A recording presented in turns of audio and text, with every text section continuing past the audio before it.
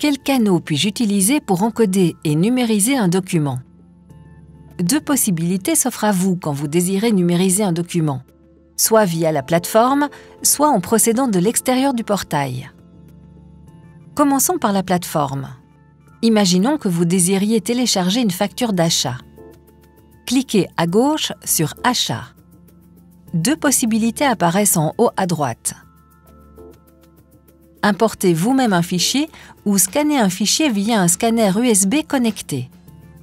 Si vous optez pour « Importer », sélectionnez la facture d'achat à importer. Si vous optez pour le scanning, sélectionnez le scanner connecté et cliquez sur « Scanner ». Cliquez ensuite sur « Traiter ». Votre facture est téléchargée. Autre possibilité, drag and drop. Tout document PDF placé à un endroit ou dans un dossier accessible sur l'ordinateur peut être glissé vers le portail et placé dans l'une des boîtes aux lettres numériques. Faites glisser le document PDF sur la boîte choisie, à gauche dans la barre de menu, et relâchez. Question. Peut-on importer des documents sans devoir s'identifier sur la plateforme? Bien sûr. Plusieurs adresses de courriel uniques vous sont attribuées lors de l'activation de votre compte utilisateur. Vous les trouvez dans « Paramètres » en haut à droite, dans les choix en dessous de votre nom d'utilisateur. Chaque fois que vous envoyez des documents vers l'une de ces adresses, les docs numérisés atterrissent dans la boîte aux lettres digitale correspondante. Achat, vente ou divers de votre portail. Vous pouvez envoyer un document vers ces adresses de courriel via un scanner réseau dont vous configurez la destination manuellement ou simplement via courriel.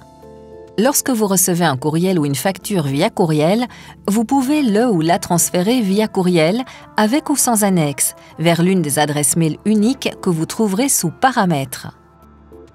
Après que le courriel concerné ait été envoyé vers l'une des adresses, ce courriel ou l'annexe PDF du courriel atterrit dans la boîte numérique concernée.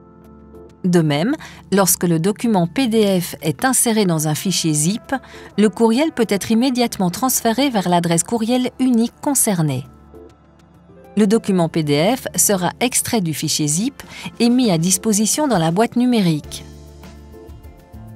Si le courriel n'inclut aucune annexe PDF, le courriel est transformé en document PDF et placé dans la boîte numérique.